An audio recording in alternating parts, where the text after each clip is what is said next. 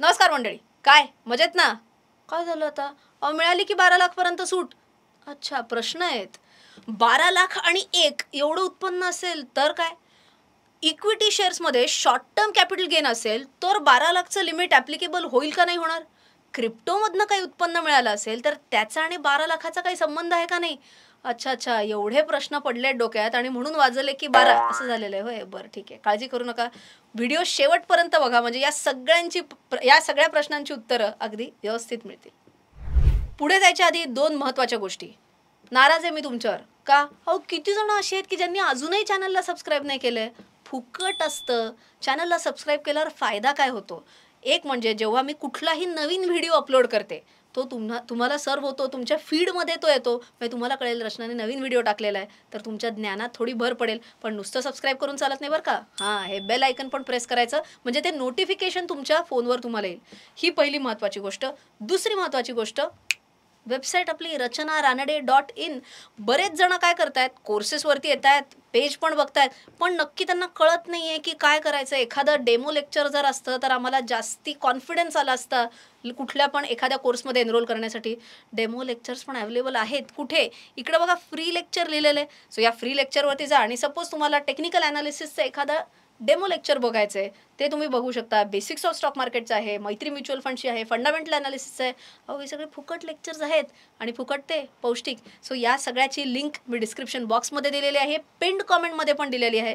पटापट जा आणि फ्री लेक्चर्स तरी एनरोल करा आणि नक्की बघून घ्या. आता एका उदाहरणापासून सुरुवात करूयात. जसं आपला कायम चंदूशेठ असतं तसं चंदूशेठच्या उदाहरणाने सुरुवात करूयात.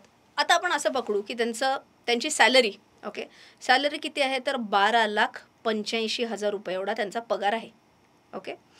आता जर तुम्ही बेसिक नियम वगैरे वाचले असतील तर पगार जेवढा असेल त्याच्यात 75,000 रुपये एवढं मिळतं तुम्हाला स्टँडर्ड डिडक्शन. ओके. म्हणजे जे लोक नोकरी करतायत त्यांच्या पगारामधनं 75,000 तुम्हाला टॅक्सच्या कॅल्क्युलेशनसाठी स्टँडर्ड डिडक्शन मिळतं. आता उरलं किती? उरले 12,10,000. याच्यावर भरायला लागणार तुम्हाला टॅक्स. आता तुम्ही म्हणाले अरे काय चीटिंग आहे यार. 12 लाखपर्यंत जर असती तर टॅक्स किती पडला असता? 0. आणि आता 12,10,000 झाली म्हटल्यावर टॅक्स कसा पडणार? जर आपण लक्ष देऊन बघूयात. 12,10,000ची फोड कशी होणार बघा. पहिले 0 ते 4 लाख 0 टॅक्स, बरोबर. पुढचे 4 लाख ते 8 लाख पुढची जी स्लॅब आहे त्याला पडतात 5%. ओके. म्हणजे 4 लाखाच्या 5% किती झाले? 20,000 रुपये. पुढचे 8 लाख ते 12 लाख ही स्लॅब आहे 10%ची. म्हणजे या 4 लाखावरती 10%ने किती झाले? 40,000. आणि शेवटच्या वरच्या 10,000वर आता ही स्लॅब कुठली आहे बघा, 12 ते 16ची स्लॅब आहे. पण वरती गेलेत किती? फक्त 10,000 वरती गेलेत ना. सो या 10,000वरती 15%, म्हणजे किती आलं? 1,500 रुपये. म्हणजेच झाले 61,500. काय येतोय का? रडण्याचा आवाज येतोय का? चंदूस धोधो रडतोय का? अहो तो म्हणतोय काय, मी एक्स्ट्रा पगार किती कमवला? 10,000 रुपयाचा. आणि ह्या 10,000 रुपयाच्या पोटी मला 61,500 रुपये जास्त टॅक्स भरायला लागतोय. काय चिटिंग आहे? अहो सिंपल आहे. आम्हासारख्या लोकांना जर हे कळत असेल तर सरकारला नाही का कळणार आहे? सरकार अशा वेळेला काय करतं, एक मार्जिनल रिलीफ ही एक कॉन्सेप्ट आणतं. म्हणजे काय म्हणतं, जेव्हा अशा काही केसेस असतील जिकडे तुमचं वाढीव उत्पन्नापेक्षा जास्ती वाढीव टॅक्स होतोय, अशा वेळेला सरकार त्याला मार्जिनल रिलीफ देईल आणि जेवढं तुमचं वाढीव उत्पन्न आहे ना तेवढाच तुम्हाला टॅक्स भरायला लागेल. ओके. याचा त्यांनी एक तक्ता सुद्धा दिलेला आहे. तक्ता कसा आहे ते आपण पटकन बघून घेऊयात. आता ह्या तक्त्यात कसं दिलंय बघा, 12,10,000 असं ज्यांचं इन्कम असेल त्यांना पूर्ण 61,500 भरायची गरज नाही. मी म्हटलं असं वाढीव उत्पन्न किती आहे? 10,000. बस तेवढाच टॅक्स भरायचा आहे. जर एखाद्याचे उत्पन्न 12,50,000 असेल तर बघा टॅक्सचा वाढीव टॅक्सचा आकडा किती आला असता? 67,500. आपण वाढीव उत्पन्न किती आहे? 12 लाखाच्या वरती किती आहे? 50,000 रुपये. सो ॲक्च्युअल किती भरायला लागणार? 50,000. आता 12,70,000 असेल तर आता बघा कट टू कट यायला लागलं. नॉर्मल टॅक्स कॅल्क्युलेट केला असता तरी 70,500 पडले असते टॅक्सच्या हिशोबाप्रमाणे, जसं मी तुम्हाला आता दाखवलं 0 ते 4, 4 ते 8 वगैरे. आणि जर एक्स्ट्रा इन्कम वाढीव उत्पन्न किती आहे? 12 लाखाच्या वरती किती आहे? 70,000. सो अशा वेळेलाही 70,000च भरायला लागेल. आणि आता जर तुम्ही थोडं वरती गेलं 12,75,000ला गेलं तर टॅक्सचं कॅल्क्युलेशन किती आहे बघा, 71,250 एवढा टॅक्स भरायला लागला असता. आणि वाढीव उत्पन्न किती आहे? 75,000. अशा वेळेला सरकार असं नाही म्हणणार हां आता भरा पूर्ण वरचे 75,000. अशा वेळेला पूर्ण आता इथपासनं पुढे थोडक्यात तुमचं टॅक्सप्रमाणे कॅल्क्युलेट होणार. ओके. सोप्या शब्दात तुम्हाला जर सांगायचं झालं तर सरकारचं याच्या मागचं लॉजिक समजून घ्या. बऱ्याच जणांना प्रश्न पडतो की 0 ते 12 0 केलं, मग ते 0 ते 4, 4 ते 8, 8 ते 12 असं करायची गरजच काय? सिंपल सांगते. ज्यांचं जास्ती उत्पन्न आहे, असं आत्ता आपण घटकावर पकडू की माझं उत्पन्न 50 लाख आहे, ओके? तर मग काय होईल बघा, मला 0 ते 12 0 असं होणारच नाही. मला ते 0 ते 4 0, 4 ते 8 5%, 8 ते 12 10% असं करत मला जास्ती टॅक्स भरायला लागेल. पण तसंच करायला पाहिजे ना सरकारने, का? कारण जो बिचारा 12 लाखाच्या आत आहे त्यांनी कमीच टॅक्स भरला पाहिजे आणि जो त्याच्यापेक्षा जास्ती उत्पन्न कमवत असेल त्यांनी जास्तीच टॅक्स भरायला पाहिजे. याला म्हणायचं प्रोग्रेसिव्ह टॅक्सेशन आणि हे आपण इम्प्लिमेंट केलेलं आहे. सो मला विचाराल तर खूप चांगली अमेंडमेंट आत्ताच्या बजेटमध्ये प्रपोज झाली. आता वळूयात दुसऱ्या मुद्द्याकडे. आज मी माझ्यातले शिक्षक एकदम जागा झालेले, शिक्षक शिक्षिका जागी झालेले. सो आज मी बरंचसं तुम्हाला बोर्डावरनं शिकवणार आहे, इलेक्ट्रॉनिक बोर्डवरनं शिकवणार आहे. आपण जे म्हणत होतो ना, एखाद्याने जर शॉर्ट टर्म कॅपिटल गेन मिळवलं असेल. शॉर्ट टर्म कॅपिटल गेन म्हणजे काय? इक्विटीमध्ये एखादा मनुष्य ट्रेडिंग करतोय, ओके? काही शेअर घेतले, विकले आणि जेव्हा शेअर घेतले त्याच्या 1 वर्षाच्या आत जर ते शेअर विकून टाकले तर त्याला म्हणायचं शॉर्ट टर्म. आणि लेटेस्ट घेतलेत 1 लाख रुपयाचे, विकलेत 1,80,000 तर गेन किती झाला? तर 80,000, ओके?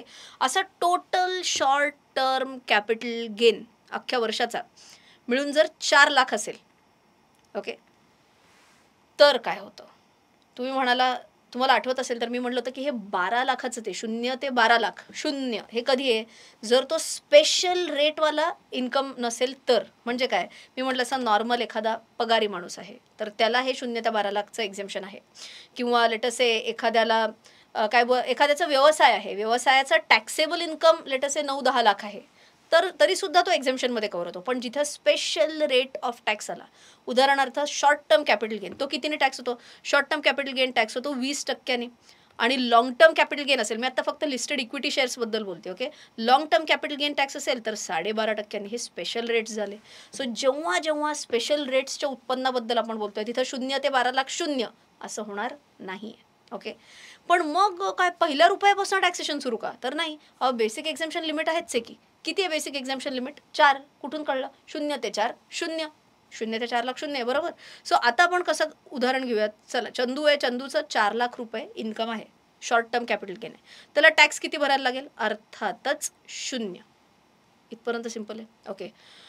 आता आपण असं पकडूयात की जर आता असं होणार नाही ना की फक्त तो शॉर्ट टर्म कॅपिटल गेनमधूनच पैसे कमवतोय, बाकी पण काहीतरी उत्पन्न असेल त्याचं. आता काय असू शकेल? तर लेटेस्ट से काही तो छोटी मोठी कामं करतोय की त्याने काहीतरी आत्ता लेटेस्ट एखादा कोर्स केलेला आहे, एडिटिंगचा कोर्स केलेला आहे, कोणासाठी रील्स वगैरे एडिट करून देतोय, कोणासाठी एखादा व्हिडिओ एडिट करून देतोय. असं मिळून त्याचं जर त्याला साईड गिग्स म्हणतात, बाय द वे, आजकाल नवीन शब्द आहे गिग्स म्हणजे छोटी मोठी कामं करून देणे, ओके? सो या गिग्समधनं त्याला किती मिळत आहेत? तर 2 लाख रुपये त्याला या साईड गिग्समधनं मिळत आहेत. आता अशा वेळेला त्याचा इन्कम टॅक्स किती होईल ह्याच्याबद्दल थोडंसं विचार करूयात. आता मी तुम्हाला म्हटलं ही अशी एक बादली असं इमॅजिन करा तुम्ही, ओके? बादलीत किती रुपयापर्यंत इन्कम टॅक्स फ्री आहे? ही बादली काय म्हणते? 4 लाखापर्यंत आम्ही तुम्हाला टॅक्स फ्री इन्कम देतो. या बादलीमध्ये सगळ्यात पहिलं काय जाणार आहे? हे त्याचं 2 लाखाची बादली भरली, अर्धी बादली भरली 2 लाखाचं, इथं त्याचं साईड गिग्सचं उत्पन्न इथं आलं, बरोबर? उरले किती? उरले 2 लाख. सो या 4 लाखाची फोड कशी झाली आहे बघा. 4 लाखाचे 2 लाख आत गेले आणि 2 लाखावर तर टॅक्स भरायला लागणार.